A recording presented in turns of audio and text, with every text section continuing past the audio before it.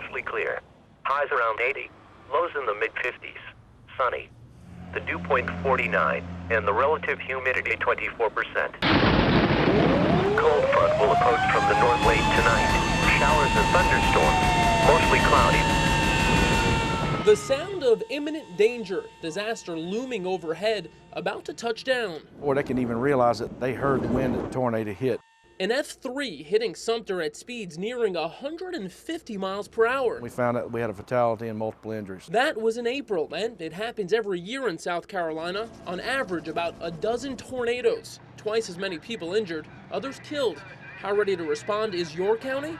So, with this tornado, you weren't able to alert the public at all? No. And WIS found that isn't uncommon. Most counties don't have tornado sirens. Fairfield and Newberry do, but everywhere else, if you aren't listening to scanners or watching WIS for storm alerts, there's about a 30% chance of a tornado in this storm. You'd never know a tornado was coming. We had officials in Newberry County show us how their 12 sirens work. County Control, Sierra 1 on fire. County Control Station 2, stand by for testing.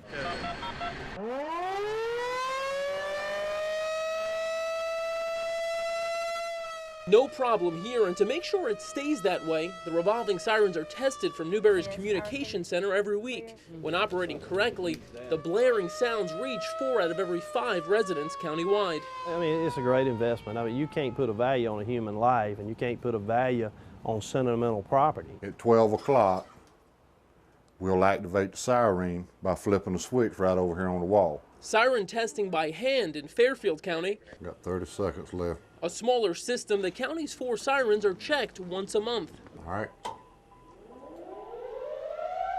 They are very effective. People know that whenever they hear the siren going off, that they need to take cover and take action. Sirens a potential lifesaver, yet so few counties have them. Of those in our viewing area, only 2 have a single siren. The rest don't have any. So at this point, you're probably asking the same question we did, starting in Lexington. No sirens. No sirens. Why not? A siren, they're expensive. They're about $20,000 a piece. Some cost even more, and since sound will only travel so far, sirens would have to be mounted every few miles. They aren't good for inside. If you're in bed asleep, if you're in your car with your radio on, you probably aren't going to hear it. And in Richland County, no sirens. It is very expensive. How expensive? Installing a high-power siren system here would cost about $30 million. If money was no object, it would be great to have a siren in every neighborhood, just like it would be great to have a police station in every neighborhood. Most public safety agencies right now are struggling just to have funding to put fuel in their vehicles to respond to calls. Over in Chester, we found a dozen sirens, rusted, lying in a field with weeds growing around them. Installing the sirens would cost about $80,000, according to Chester's emergency management director.